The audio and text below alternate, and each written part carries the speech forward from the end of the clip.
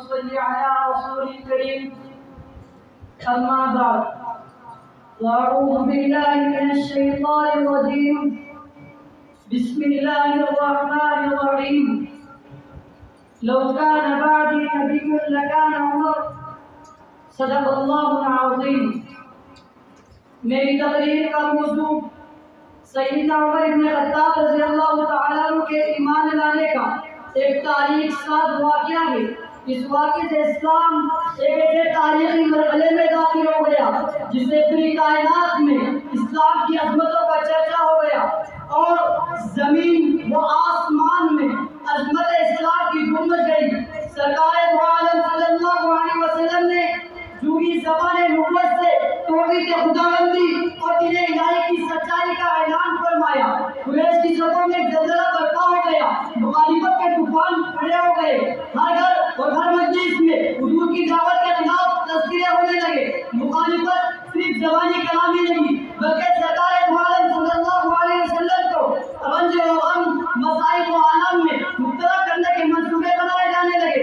اس پرآشوب اور سخت مصائب کی گھڑی میں پیغمبر خدا صلی اللہ علیہ وسلم نے اس مشکل کشا و حاجت روا اور مالک کل کے دروازے کو کھٹکھٹایا جو ایسی پرآشوب گھڑیوں میں اپنے بندوں کا حقیقی سہارا ہوتا ہے. کیا یہ پرسوں کے دعا اور فریاد جو رحمت دو عالم صلی اللہ علیہ وسلم نے کعبے سے لپیٹ کر غلاف کعبہ کو تھام کر اپنے مالک کے حضور پیش کی.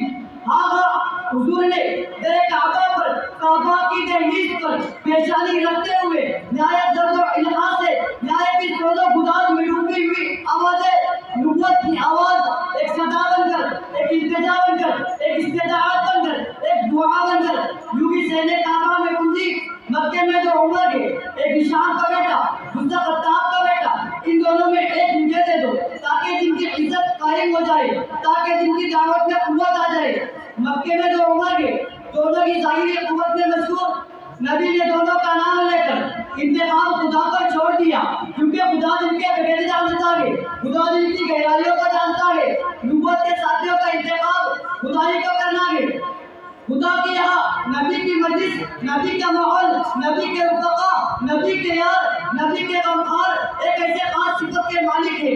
اس لیے انتخاب عمر کا معاملہ اس خدا کے سپرد کر دیا جس نے ایسے عمر کو چون کر دامن نبوت سے وابستہ کرانا تھا جو خدا کو پسند ہو اور مصطفیٰ کو پسند ہو. میرے خدا نے دونوں کے دلوں کو جانچا اور کا نتیجہ عمر بن خطاب کا نام نکل آیا.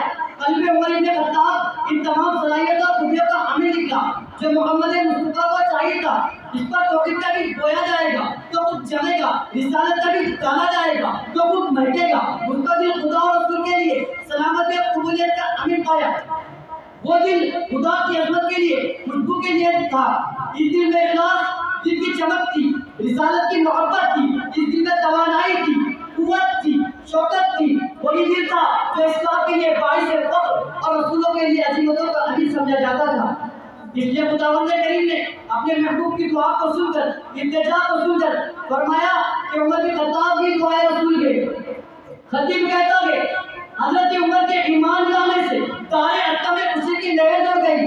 حضرت عمر کے ایمان لانے سے رسول اللہ صلی اللہ علیہ وسلم نے سب سے پہلے نعرہ تکبیر بلند کیا. حضرت عمر کے اسلام لانے کی مسرت میں صحابہ کرام نے تکبیر کا نعرہ بلند کیا. آج جہاں حضرت عمر کے ایمان لانے کا تذکرہ ہو تو مسلمان کو چاہیے کہ نعرہ تکبیر بلند کرے. اس سے معلوم ہوا کہ اللہ کی بڑائی مجھے بندوں بیان ہو گئی. حضرت عمر ایمان لے آئے تو اعلان عبادت ہونے لگی. حضرت عمر ایمان لے آئے تو کعبے کا دروازہ کھل گیا. حضرت عمر کے ایمان لانے سے مشرکین مکہ بالحواس ہو گئے.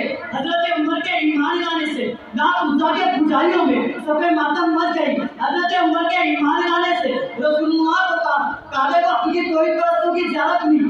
حضرت عمر کے ایمان لانے سے معمار کعبہ حضرت خلیل اللہ کا مشن روشن ہوا. عمر کیا ہے؟ اسلام پر بہاریں آ گئی.